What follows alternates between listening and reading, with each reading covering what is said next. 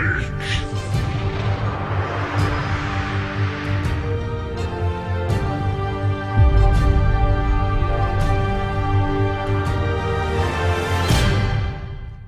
Ladies and gentlemen, my name is Total Biscuit of the WoW podcast, Blue Please on CynicalBrit.com. This is Atramedes, the kill video and condensed guide. We have a Wipeathon 3000 presentation for this particular boss, and if you want to see some of the common pitfalls and reasons for dying, I would strongly recommend you watch that. The link to that is in an annotation at the top and also in the description below. Now, Atramedes is an interesting boss. He's very entertaining. He's got a little gimmick mechanic. You can see it right there at the bottom of the screen. It's that little circle. That is a sound bar. Not really a sound bar, per se, a sound orb.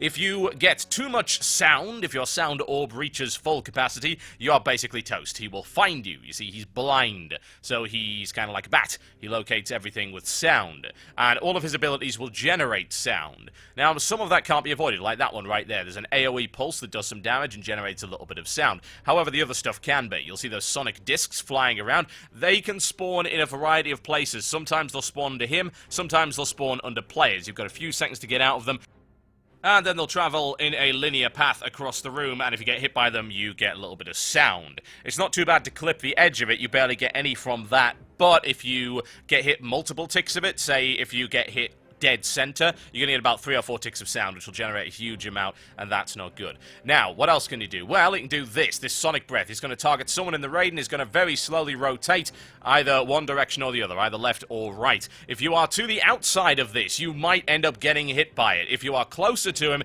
then it's gonna be much easier to avoid. Now, he does something called Searing Flame, which you should have seen already. Now, what I did was I clicked on one of the gongs. Now, there's these 8 gongs around the room, and you can use that to reset everyone in the raid soundbar and stun him for a couple of seconds. The thing is, there's only 8 of them, and this fight does last a fair amount of time. When he does something called Searing Flame, you have to use that ability. You must, without question, use that ability. And if anyone in the raid's getting mega sound, like I am right now, because I'm a scrub and ended up standing in that attack that came in from the top there, then you must, and I do mean must, use a gong, because otherwise they are absolutely 110% dead. Now, in this air phase that he transitions into, he's gonna fire flame on the ground, which obviously you have to keep out of. Now, the sonic beam is the real unpleasant mechanic. He's going to target someone in the raid, he's going to aim the sonic beam at them, and it's going to gradually speed up. There are some rumors, unconfirmed I might add, bear in mind that beta is beta, and this fight is absolutely subject to change before launch, that he will target the person with the highest sound in order to hit them, and the more sound that they have, the faster that beam will move. I haven't really seen any evidence of that per se, but it is a possibility. One way or the other, I know it will speed up, so use abilities like Life Grip, yes, that's what we call it, Life Grip, Leap of Faith from the Priest, anything that gives you speed, any kind of evasion ability, bit of blink, stuff like that, and like I said, if someone has too high sound, they should shout out on vent, use your voice communication, say, use a gong, like right there. Someone had really high sound, so I used the gong, and there you go. It was fairly bad timing, honestly, because right after that, he then cast a Searing Flame, so I had to use yet another gong. We had a little bit too much raid damage there because I wasn't near the other gong. I mean, honestly, this was a fairly scrappy attempt, and it's mostly my fault, honestly. I'll happily say that. I got hit by way too many abilities here. I wasn't the only one, but still, it's not really all that acceptable. I mean, you can avoid the discs if you're near the outside fairly easily, but do watch out for that flame, as I said before, if you happen to be standing on the outside, obviously relative to where you are, depends on how fast that flame is actually going to move. If you get caught on the outer edge of the cone, then you are probably boned. Okay, air phase once again. So I'm going to try and not use the gong too much here. Bear in mind, of course, that if you do use the gong too much in Phase 2, then you can be in a lot of trouble. You can end up running out of gongs, and if you run out of gongs and there's a Searing Flame, then that's it. You're toast. It's end of story. Just going to try and use as many abilities as you can to avoid that, but like I say, it moves so incredibly fast, and we've already lost one of our guys right there. We should be okay. It's now chasing me, blinking away, using my improved blink ability to give me a little bit extra speed, which does really help, and also the Priest was able to use their Power Word Shield ability, which does give you a bit of extra speed if you're talented into it. Now, we're okay at the moment. Like I say, this is not the best attempt, honestly, but it was the kill attempt. So you do have a little bit of margin for error here, but you've really got to pull it together. You can't do too much of that. So Snuff decided to get himself back on his feet after that. No big surprise. You've just got to be careful. If you're going to do a self-res or a battle res in this fight, the worst thing that can happen is you self-res directly into something unpleasant. Speaking of unpleasant, that was fairly bad. Took a little bit of sound damage. That was not quick enough moving out of that, but I was at least a little bit fortunate that it moved the other way. Now I'm in trouble. Bang! You saw their absolute maximum sound level. I got caught in a disc, then got hit by the AoE after getting hit by the breath, and that's it. Absolutely, completely, and totally toasted. Thankfully, the guys are on the ball, and they're able to get over to another gong for the Searing Flame, doing the stun, cancelling the Searing Flame right there, and getting back on with the damage.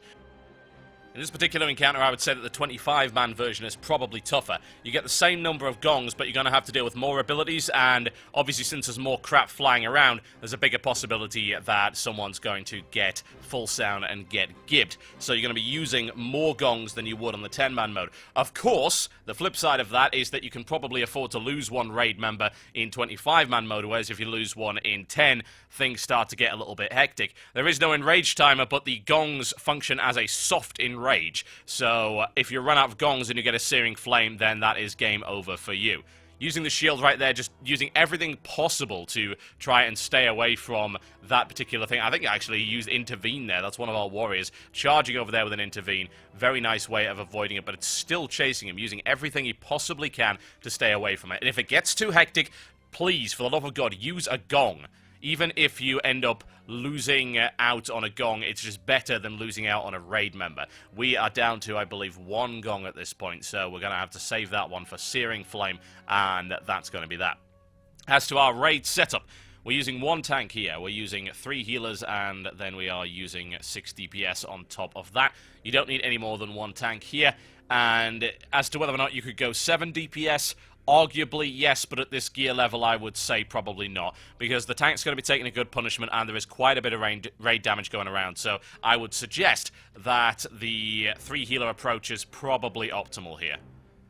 3 million HP and falling, ladies and gentlemen. The question is, will we pull it off? Well, thankfully, we have people that are far more competent than I. We have lost one of our healers there, as you can see on the raid frames, and I'm down as well, but most of our DPS is still alive, and our tank is holding, as well as our main healers. There's the Searing Flame right there, interrupted by the final gong, and this is where they have to go crazy on the damage, because they have nothing else.